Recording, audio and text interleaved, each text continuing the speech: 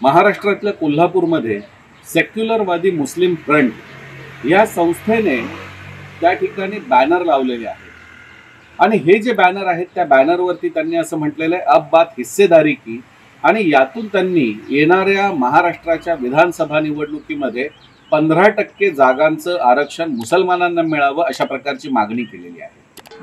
मुळात प्रश्न हा येतो की विधानसभेच्या आणि लोकशाहीच्या निवडणुकीमध्ये हिस्सेदारीचा विषय आला कुठून या ठिकाणी? आणि हिस्सेदारीचा विषय असेल तर पाकिस्तानचा हिस्सा तुम्ही अगोदरच मिळवलेला आहे। असं असताना 15%चं आरक्षण मुस्लिम सीटसाठी मागितलं जातंय।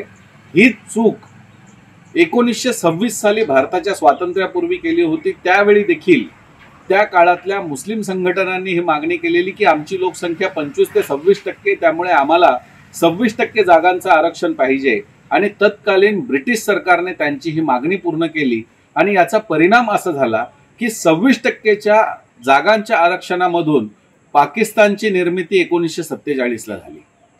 म्हणजे 1926 ला 26% आरक्षित जागांची मागणी झाली आणि काही वर्षांमध्येच आपण बघतोय की पाकिस्तानच निर्माण झालं। त्यामुळे भारतातून पुन्हा दुसरा पाकिस्तान निर्माण करण्याचे हे षडयंत्र आहे का, अशा प्रकारचा प्रश्न या मागणीतून निर्माण होतो आणि म्हणून हिंदू जनजागृती समितीचा अशा प्रकारच्या मागणीला पूर्णपणे विरोध आहे। अब बात हिस्सेदारी की अशा प्रकारची कुठली मागणी असणार नाही।